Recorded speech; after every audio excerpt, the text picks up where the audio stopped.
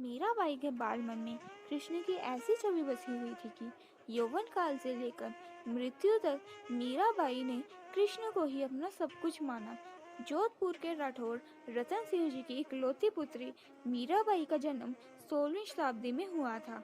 बचपन से ही वे कृष्ण भक्ति में रम गई। मीराबाई का कृष्ण प्रेम बचपन की एक ऐसी घटना की वजह से चरम पर पहुंच गया था। मीराबाई के बचपन में एक दिन उनके पड़ोस में किसी बड़े आदमी की यहाँ बारात आई हुई थी। सभी स्त्रियां छत पर खड़ी होकर देख रही थी। मीरा भी बारात को देख रही थी। अचानक बारात को देख मीरा ने अपनी माँ से पूछा कि हे माँ, मेरा दूल्हा कौन है। इस पर मीराबाई की माता ने कृष्ण की मूर्ति की तरफ इशारा करके कह दिया कि वह तुम्हारे दूल्हा है। यह बात मीरा के बाल मन में एक कांट बनकर रह गई। बाद में मीराबाई का विवाह महाराणा सांगा के पुत्र भोजराज से कर दिया गया।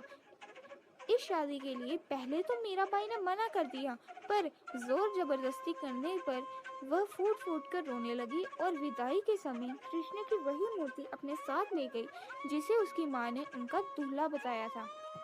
मीराबाई ने लज्जा और परंपरा को त्याग कर अनूठे प्रेम और भक्ति का परिचय दिया। विवाह के 10 वर्ष बाद इनके पति का देहांत हो गया। पति के देहांत के बाद इनके ससुराल वालों ने इन पर अत्याचार करने शुरू कर दिए। इनके देवर राणा विक्रमाजीत को इनके यहाँ साधु संतों का आना जाना बहुत बुरा लगता था। पति के प्रलोभवास के बाद इनकी भक्ति दिन प्रतिदिन बढ़ती गई। ये मंदिरों में जाकर वहां मौजूद कृष्ण भक्तों के सामने कृष्ण जी की मूर्ति के आगे नाचती रहती थी।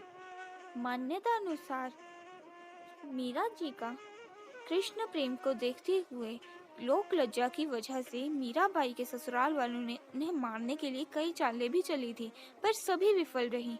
घर वालों के इस प्रकार के व्यवहार से परेशान होकर वह द्वारिका और वृंदावन चली गई। मीराबाई जहाँ जाती थी वहाँ उन्हें लोगों का सम्मान मिलता।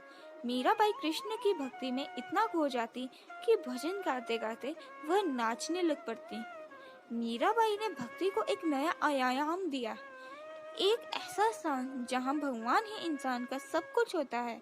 दुनिया के सभी लोग उसे मोह से विचलित नहीं कर सकते। एक अच्छा खासा राजपाट होने के बाद भी मीरा वैरागी बनी रही। मीरा जी का कृष्ण भक्ति एक अनूठी मिसाल रही।